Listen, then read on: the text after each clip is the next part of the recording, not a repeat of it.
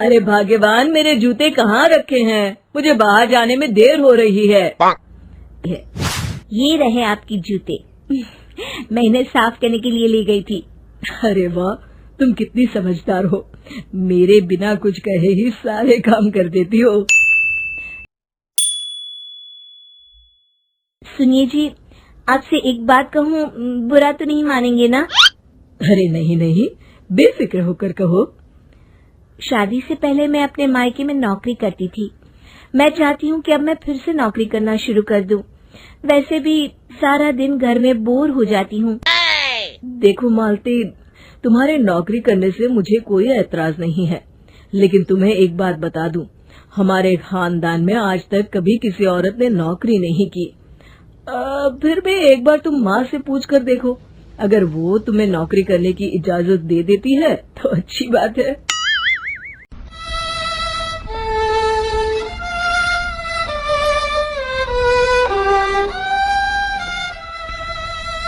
अरे क्या बात है बहू, आज तो ठीक तरह से मेरे पैर नहीं दबा रही।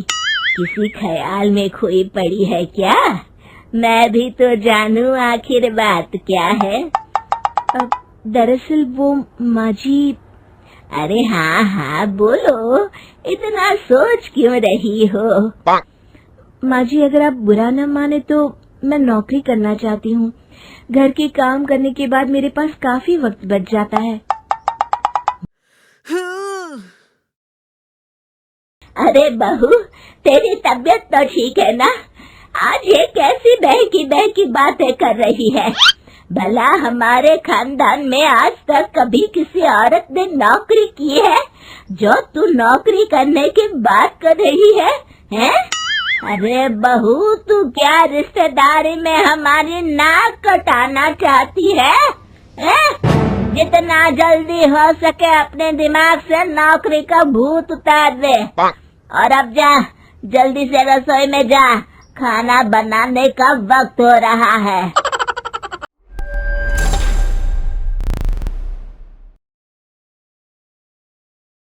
नमस्ते माँ जी, कैसी हैं आप? अरे आओ आओ दिवाकर बेटा, बैठो, मैं तुम्हारे लिए चाय मंगाती हूँ। बहू, जरा एक कप चाय तो लेती आना।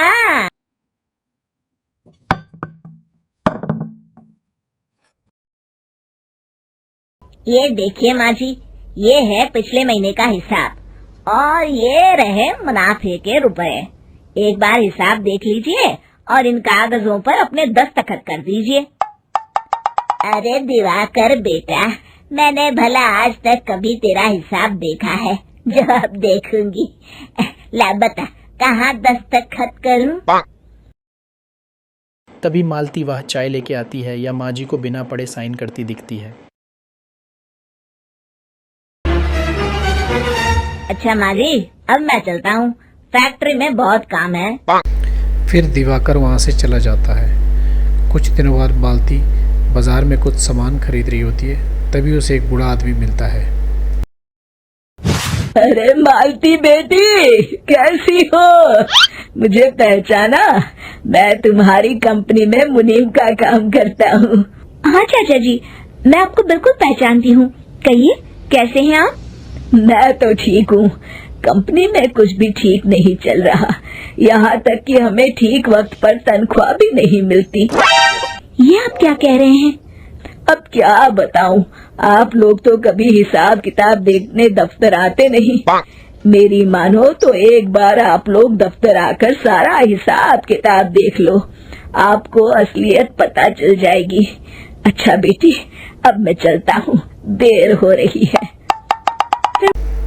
फिर वो बूढ़ा आदमी वापस चले जाता है और मालती वापस घर आ जाती है और सारी बात अपनी माँ जी को बताती है। इसी वक्त रमेश भी आ जाता है।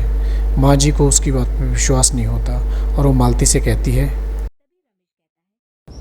अरे माँ, बिना आग के कभी धुआं नहीं उठता। जब मालती इतना कह रही है तो हमें एक बार दफ्तर चलकर देख लेना चाहिए। वैसे भी हम लोग काफी दिन से अपने दफ्तर नहीं गए हैं। इस तरह किसी एक आदमी के भरोसे काम छोड़ना मुझे भी ठीक नहीं लगता। अगले दिन वे सभी ऑफिस चले जाते हैं और सीधे ही दिवाकर के कैबिन में चले जाते हैं। ये देखकर दिवाकर चौंक जाता है और खड़ा हो जाता है। अरे माँ जी, आप सब लोग अचानक यहाँ कैसे आ गए? अगर कुछ काम था तो मुझे एक फोन कर दिया होता, मैं आपके घर आ जाता। तभी मालती की सास कहती अरे दिवाकर बेटा, आज मैं हिसाब देखने दफ्तर आई हूँ, जरा मुझे पिछले 6 महीनों का हिसाब दिखाना तो बेटा। दिवाकर घबराकर फाइल मालती की सास को देता है और सास वो फाइल ले बहू, देख ले हिसाब। मालती पूरी फाइल बहुत ध्यान से देखती है और अगले ही पल वो गड़बड़ी पकड़ लेती है और वो अपनी सास से कहती है, माँ जी, मुनीम चाचा बिल्कुल सही कह रहे थे। हमारी कंपनी में पिछले 6 महीनों में जितना मुनाफा हुआ है, हमें उसका आधा पैसा भी नहीं मिला। यूँ समझ लीजिए कि 1 रुपये में सिर्फ चवन्नी ही हमारे हाथों में आई है। मालती की बातें सुन के मालती की सास गुस्से से दिवाकर को पूछती है, क्यों दिवाकर, मेरी बहू जो कह रही है वो सच है? दिवाकर समझ जाता है आज उसका भांडा फूट गया है और गिड़गिड़ाकर माँ जी से कहता है, मुझे माफ कर दीजिए माँ जी, मैं पैसों के लालच में अंधा हो गया था। अरे वाह दिवाकर, तू तो एक नंबर का चोर निकला। इतने दिनों से मैं तुझ पर आंख बंद करके भरोसा करती रही और तू मुझे ही चुना लगाता रहा। अभी के अभी निकल यहाँ से और दोबारा अपनी शक्ल मत दिखाना। दिवाकर वहाँ से दुम दुआ के भाग जाता है।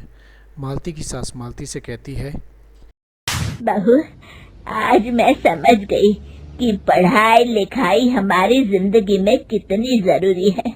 मैं बहुत किस्मत वाली हूँ जो मुझे तुझ जैसी बहू मिली है। शिक्षा, पढ़ाई लिखाई का सही जगह इस्तेमाल करके हम दुनिया में बहुत कुछ बदल सकते हैं।